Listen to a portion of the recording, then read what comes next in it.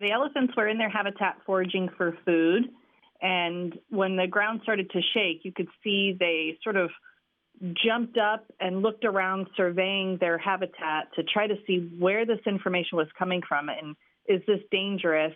And then they all ran towards the middle of the habitat and they were surveying the area around them, and then they gathered into an alert circle, and the youngest calf moves into the middle of that alert circle while the rest of the herd were pointing outwardly from that circle so that they could try to gather information to see what was this, does it pose any more danger, and what do we need to do next? And they're protecting, that the youngest among them, which was lovely to see. It has a name, obviously, as you said, an alert circle. What is it like for you, someone who does this work, to see that unfold?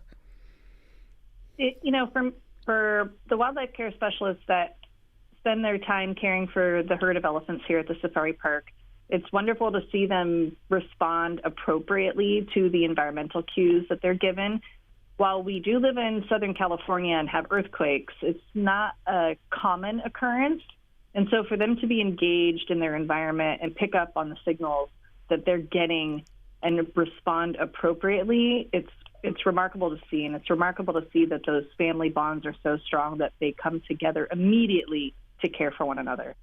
So Zuli and Makai are the youngest in the herd at 7 years old, and Kosi is 18. And it was interesting to see in this video that Zuli, rather than being in the middle, he stood next to his mom pointing outwardly in the circle, and Kosi next to him kept reaching her trunk back and sort of touching him, almost like she's checking on him, maybe wondering, how come you're on the outside of the circle and not on the inside? At one point, Zuli's got his trunk in the air and he's smelling.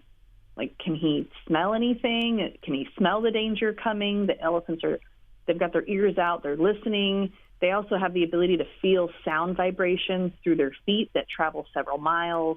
So they're really just sort of in that moment, frozen, trying to gather as much information as they can so they can decide what's our next move. Yeah. And that's a survival strategy that all elephants have.